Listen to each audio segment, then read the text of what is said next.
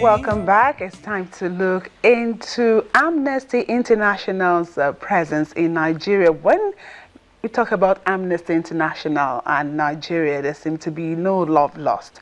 But indeed, Amnesty International has set up an office in Nigeria. And that was on October 13th. It's the opening of the new national office in Nigeria. And Amnesty International says it will campaign and lobby on a wide range of issues. Now the question is, why has Amnesty International decided to set up an office in Nigeria?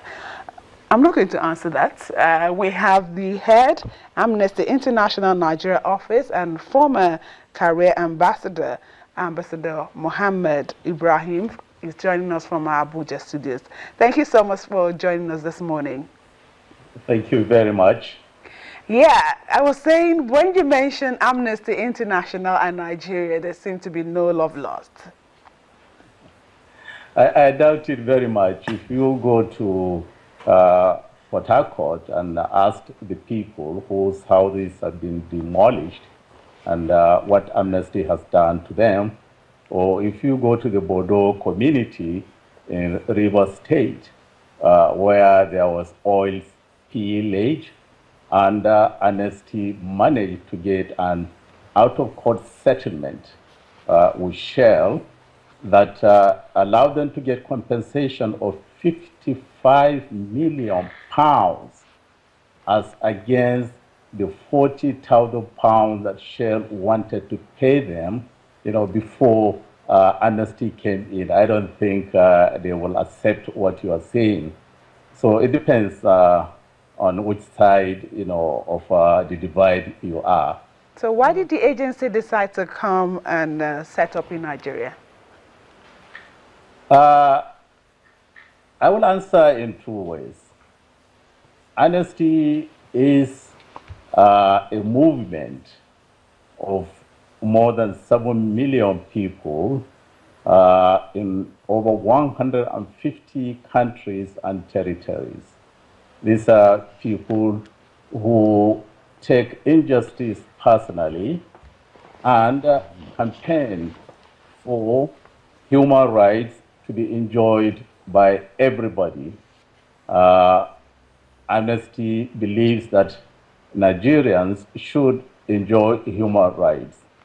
And if I can go further, Amnesty is embarking in its strategic goals 2016 to 2019. And the components of these goals are reclaiming freedom, securing equal rights, responding to crises, and ensuring accountability. Each of these components is very important, to Nigeria. If I can go further, just to mention, like responding to crises, the kind of crisis we have been going through in Nigeria in the past 20 years, either communal crisis or sectarian crisis, which involved abuse or violations of human rights. And when we talk of accountability, this is even more important. If you find what is happening in the Northeast, either by Boko Haram, the violation of human rights, or by the Nigerian military, we are asking for accountability, which means the huge, massive violations of human rights in the campaign against Boko Haram insurgency by both Boko Haram militants and the military should be investigated by the Nigerian government. And when we say investigation, we mean prompt, impartial, independent, effective investigations so that the perpetrators of these violations should be brought to justice. So you will agree with me that Nigeria deserves the work of Amnesty International within the context of these strategic goals. Yes, Nigeria does feel that your report on its military was a bit hard and has asked for an apology. What is the status of that particular request right now? I don't agree with you that Nigeria has asked for apology. Instead, what we have from President Buhari is that he's going to, that one of the first tasks of the Attorney General in the new government is to investigate the allegations in our report.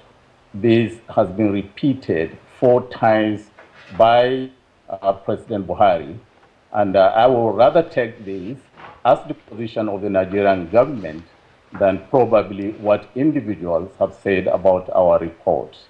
Okay. Nigeria is a large country, and your focus here is to investigate allegations of abuse. How exactly do you intend to go about this? Just talk us through that, please. Well, you know, the abuses in Nigeria are not just, starting. Human rights abuses in Nigeria are not just starting. Any Nigerian adult would at one point or another in his life encountered violation of his human rights, either by the security forces or people in authority. This is not a new thing. You probably have remembered the OD case, the Zaki Dam, before the crisis in the Northeast. There are so many instances of minor clash with members of the security forces, which will lead to closing up of the whole street, beating individuals. There are cases of torture, which we have seen in various police stations. And that's why we're asking for accountability in the context of these strategic goals. We're asking for government to be responsible and take up its obligations, seriously, because government has a responsibility to protect and promote the human rights of every Nigerian. Okay, I was just thinking, what parameters are behind the figures and conclusions made by Amnesty International?